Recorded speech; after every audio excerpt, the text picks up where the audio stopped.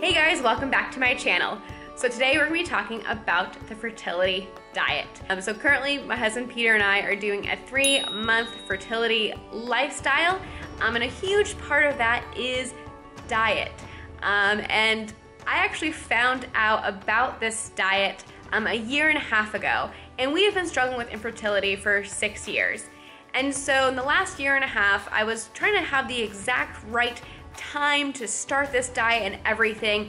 And I just want to encourage you, if you are looking to have a natural way for fertility, just get started.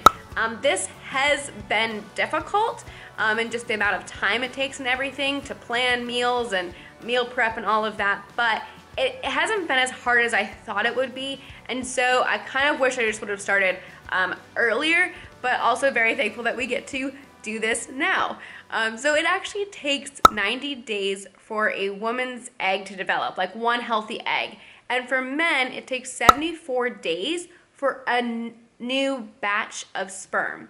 And so with those numbers in mind, that's why it's important for both people to do this diet. And so I'm very thankful that even though I'm the one with the infertility diagnosis and Peter's numbers had been checked and they're good, he is still willing to do this diet with me, and so very thankful for him. Kitchen is a mess, as she just said, but it's okay because it's real life. Exactly. All right. End quote. Yeah. All right, so tonight I made spaghetti squash in the pressure cooker. It only took 7 minutes. Onions, garlic, rosemary on it. Just pretend it looks good. And then, don't. Oh my goodness, so good. I mixed that up with some basil spice as well as some kale for some extra greens. Doesn't look that appetizing, but it'll be delicious. And I made this recipe up, okay? I'm like so proud of this. I'm trying to eat here, and Lisa's like, wait, hold it. That's a good looking bite. Let me get the camera. This is the behind the scenes of vlog life. How do you like it? Stop, don't eat it yet. I gotta capture this on film. Yeah. How do you like it? It's good, babe. It's so good. You were questioning. It's changing my life. I gotta tell her something to make her happy. Why? You are in such a weird mood right now. You're demanding that I like it.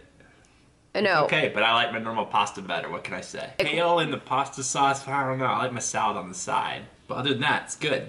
Other than all these things that it doesn't taste like actually what I want it to, it tastes great. Thanks for eating along.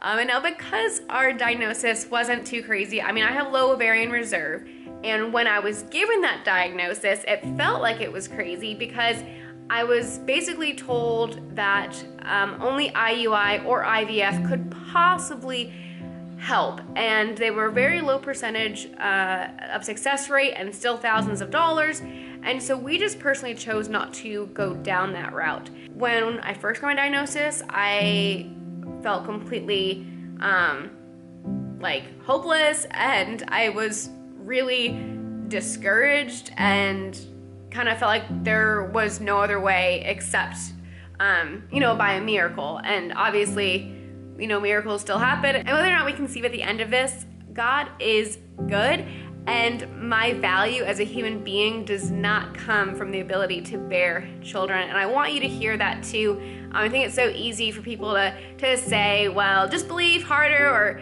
you know, it'll happen if you believe, and all of that. And while those things, you know, are good and very nice, it also might not happen. And you know what? I am okay with that, but I want to do everything that I know I can do to have a positive pregnancy and a success.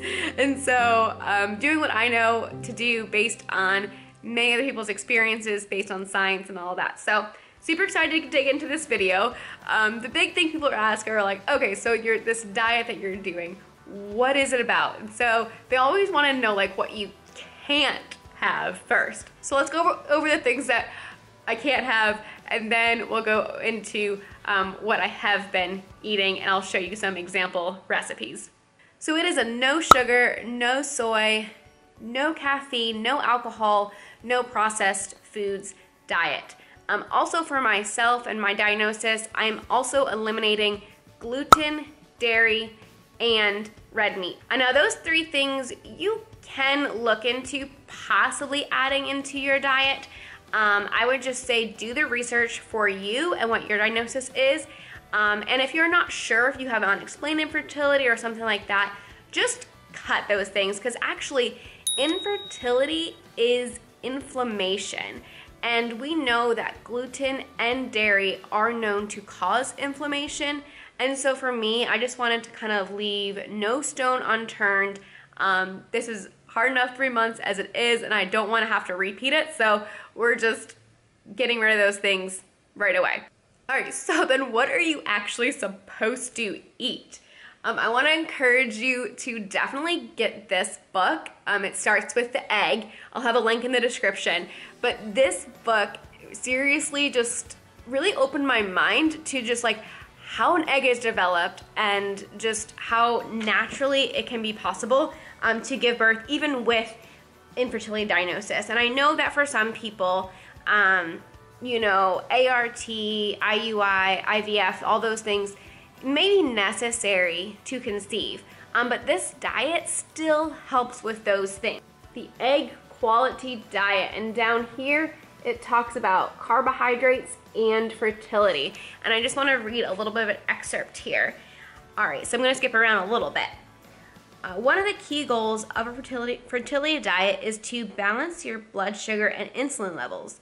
We do this by choosing the right kinds of carbs and lowering overall carbohydrate intake while increasing protein. And you're wanting to choose unrefined grains like seeds and quinoa and brown rice. One of the problems with a sudden spike in blood glucose levels is that it causes the pancreas to release a huge amount of insulin in an effort to get muscle cells to take up glucose from the bloodstream. And so all this sugar and insulin is a big problem for fertility because it disrupts the balance of other hormones that regulate the reproductive system. So, hang on. I'm good. Swallowed my spit weird.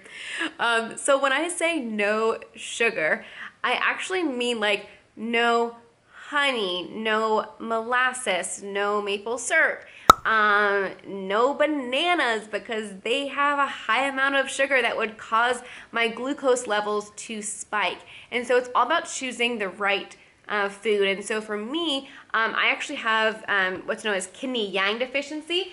And I got that from this book, The Infertility Cure. This book also is amazing. And then with this, it actually like talks about like based on your symptoms and like what you have, like what diet you should eat and like specific foods. Like there's general advice, but then like for your specific, like what kind of foods you should eat. One of the things with kidney yang deficiency is only having like 1 to 2 fruits per day. And so I'm already getting a fruit in my protein smoothie, which I'll show you here in a sec. And so only usually then eating another fruit maybe per day. You know, I don't want my glucose levels to spike because I want all the energy to go to the reproductive organs. So that's what this diet is all about. And it was actually, dropped my paper. So there's a study that has been out since 2013, and it's by Dr. Jeffrey Russell, and he is of the Delaware Institute of Reproductive Medicine. And he found that in IVF patients who increased their protein to 25% or more and decreased their carb intake to 40% or less had a 4 times more success rate than other IVF patients who did not increase their protein or lower their carbs. So that is huge. And so that is what's known as counting macros. So I have been trying to count my macros, and getting 25% protein, it sounds easy, but like I am like super focused on it and I'm still not doing the best. And so if you have other ideas, I'll show you some meals that I've made coming up here, but if you have other ideas of how to increase my protein intake, I would love it. I'm doing protein powders, I'm eating lots of fish, I'm eating lots of vegetables, but it still seems like I'm just not getting enough. I'm getting plenty of fat, which is also good for me, but not a lot of protein. And so how I know that is I actually have, there's this app called MyFitnessPal. And on this app, you enter in like what you ate for breakfast and what you eat for lunch and all of that. And then down here, you can see the nutrition and you can see the breakdown and you can put your goals in. So my goals are 35% carbs or less. That's what I've been trying to do.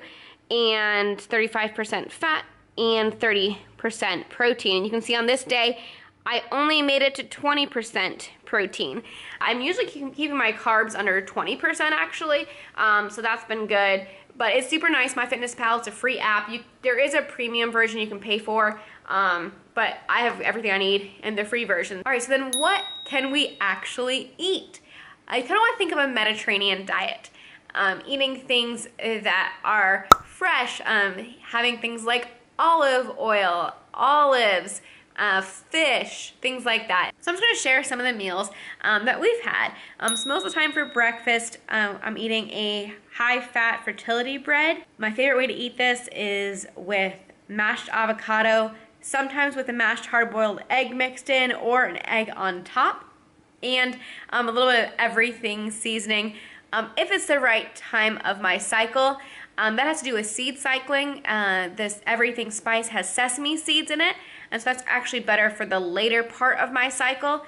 If you're curious about seed cycling, then you can look into that. Basically, what it is the first half of your cycle, like days 1 through 14, you're eating things like pumpkin seeds and flax seeds, and then the later part of your cycle, you're eating sesame seeds and sunflower seeds. We've been adding it to our breakfast chocolate pudding. You might ask what that is. That is just some cocoa powder, avocado, and coconut milk put in the food processor, mixed it all up, and then add some nuts, seeds, and berries on top, and that one is super good. Now Peter, he does sometimes add a little bit of honey to his. He can be a little bit more lenient than I can, but even though it's unsweet with the berries and things like that, that really is a nice treat. We've done similar things, but also with oatmeal as the base. Also scrambled eggs with veggies, that's also a good thing. In between breakfast and lunch, we always have our protein smoothies. And so this is where we get a lot of our protein from. And if you are curious on how they actually taste, I will roll back the footage of the very first time that we tried it. I'll call it a shake. Okay, you wanna call it a shake? What's it made with? Peanut butter and banana? Yours is really nice. Yours is made with like nuts, seeds, bananas, and almond milk, and some protein powder. Yeah, it's fine. Good. It tastes kind of grainy too. Just kind of grainy. The walnuts. Maybe I didn't grind them up enough. No, I mean it's fine. Just reminds me of like the earthy, grainy smell from animals. Okay, since we were just starting the diet, and it's okay if I have a little banana, I want to try his smoothie. All right. Not much flavor to it, but it's not bad. This is mine! Kale and spirulina and wheatgrass. Oh, that's not bad. For sweetness, there's half a cup of berries. I can have that every day. It's not bad. Okay, I like mine better. Yeah, I know. I like yours better too, but that's not what's nourishing for me. This is what's nourishing for me. Fertility smoothies. Yum yum. A few minutes later. All right, so the first couple of sips wasn't too bad, but I'm halfway through and yeah, I am gonna have a hard time drinking this every day. It's not appalling, but it's not meant to taste great. It's meant to nourish my body, so bottoms up. I've gotten used to the taste now and it's not so bad. I did actually, one of the things is recommended to rotate the greens, and so this last time I put mustard greens, which was also recommended for me. And let me tell you, I didn't like the mustard greens. Actually, mustard greens are kind of spicy. I had never had them before, I don't think. So I probably won't be getting that again, but I'll finish out what I have. For lunch and dinners, we've been having some fish, like salmon and shrimp and cod. Now cod, I kind of just bought because it was on sale and I figured I'd give it a try, but that really wasn't for us. I like salmon a whole lot better. For my specific diet, I want to be eating cold water fish, and so salmon is a good option for that. One of the biggest struggles for me has been to find dressings that I enjoy because I've been eating a lot of salads. Romaine lettuce is currently the only cold food I eat. All the other like vegetables and things like that, kale, have to be steamed before I consume them. It's really hard to find a dressing that doesn't have soy, that doesn't have dairy or added sugar. And so I searched and searched, and I finally just made my own. I made raspberry walnut dressing with some like olive oil and raspberries and walnuts and walnut oil, and that was so good.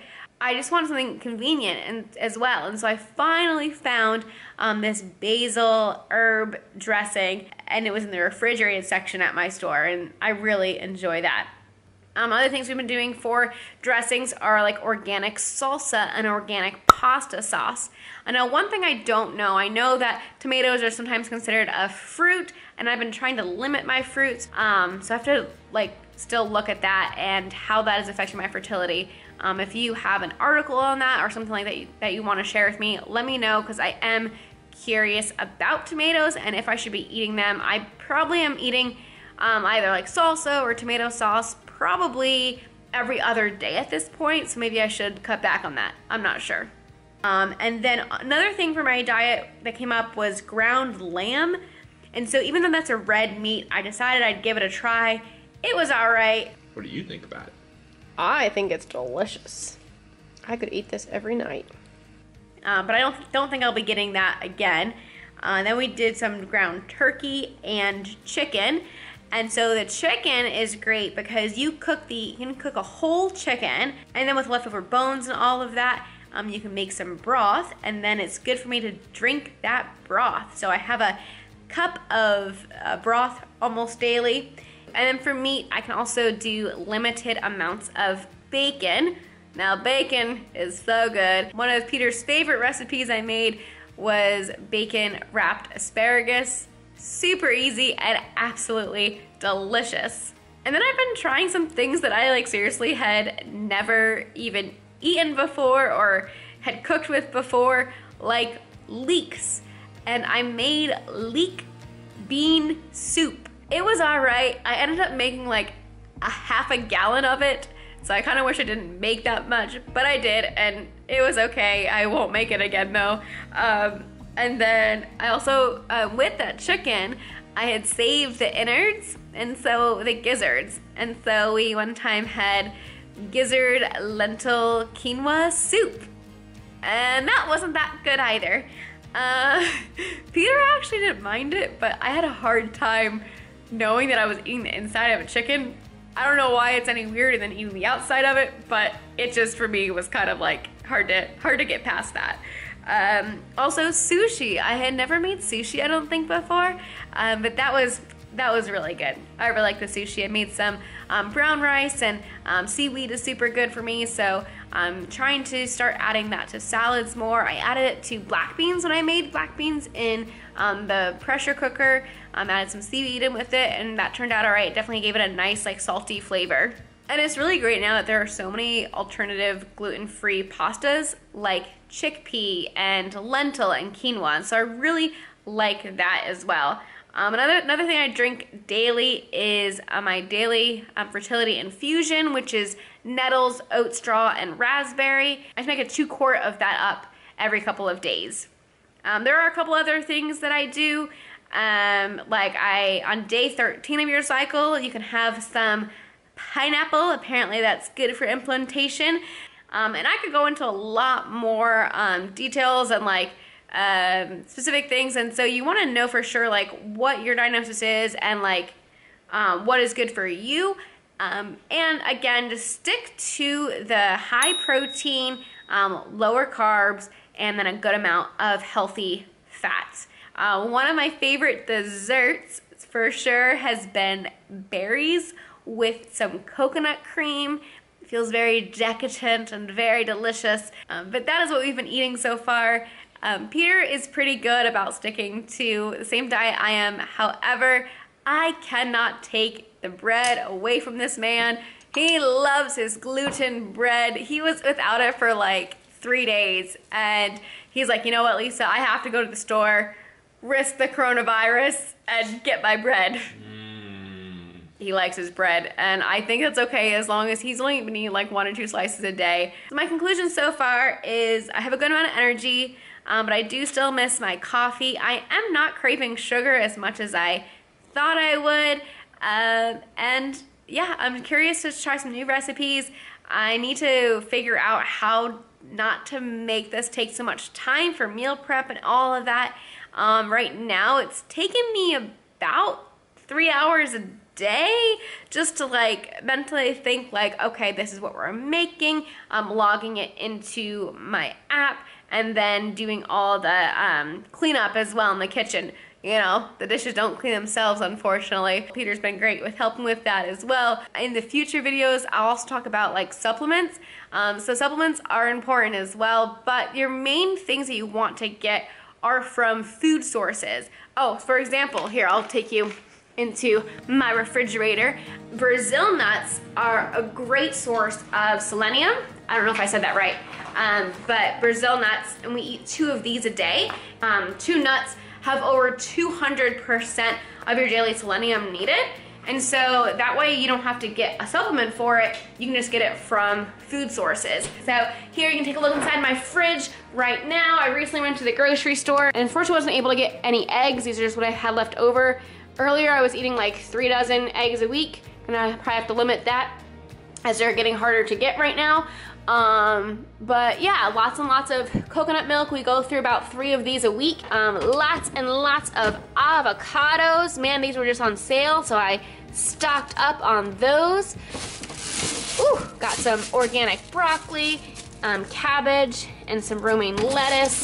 See, here's what I have. Some bacon, some cod. Got ginger. I've been making a lemon, Chick-fil-A sauce. That is old. I haven't been using that. Ignore that. Ginger and lemon. I've been making a drink for that. All right, you wanna see what's in my freezer? All right, so Peter wanted a pizza, so he gets to have a pizza sometime this week when he wants to. That's for him. He'll enjoy that.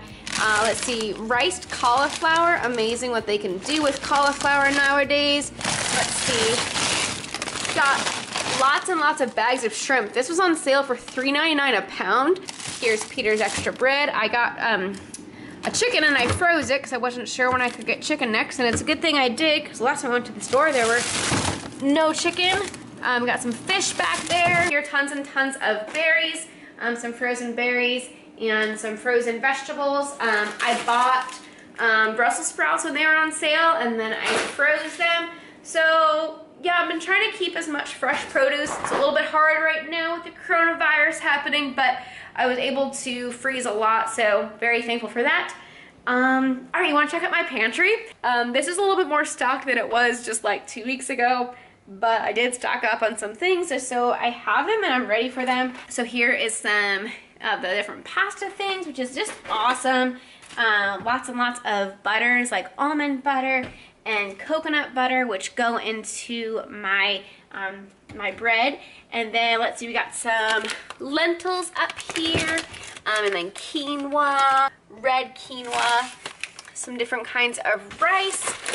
And you're not supposed to have canned goods on this diet because like the BPA lining or possible other things, even when it says no BPA, I don't know if it was recommended, but I did get like 1 can of kidney beans and a couple of cans of diced tomatoes, just because I don't know how long this thing is gonna last. Lots and lots of beans. I got probably, I don't know, what, 4 pounds of beans here. Got bonzo beans to make some hummus, black beans, and this, and then got some nuts, lots and lots of nuts. There's some cashews, and what else do I have? Oh, I just got the other day some macadamia nuts.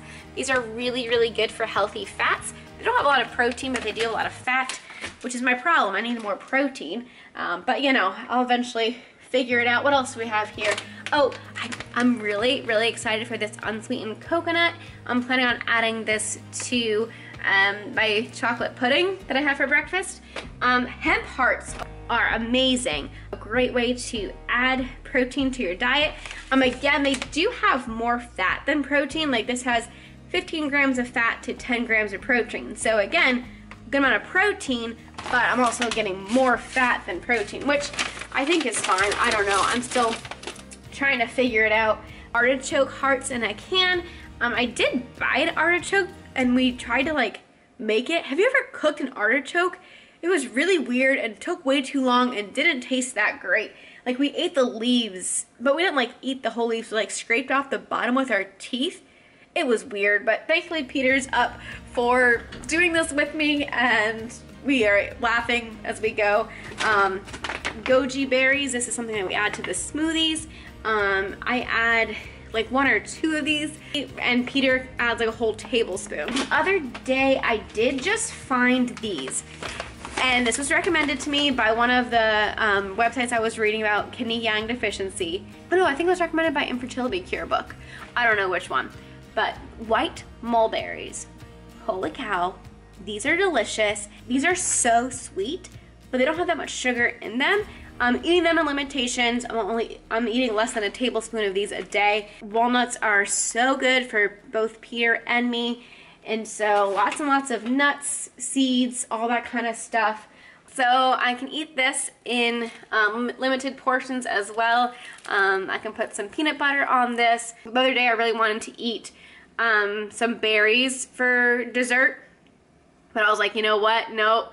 I really need an egg right now. And so it was like 9 o'clock at night and I ate an egg because I needed some more protein. So I hope that was interesting for you. You could see what we have been eating and it's been good. I'm very thankful to have the opportunity to do this diet and thankful that I have the time now to be able to put into these recipes. And also just, you know, super hopeful that this works and this ends with a positive pregnancy. So thanks for following along. Subscribe if you're not already, and we'll see you in the next video. Bye, guys. Blueberries and raspberries. Why are you? You're just making fun of my hand movement. No, I'm doing it because I can see myself in the microwave. Oh. I got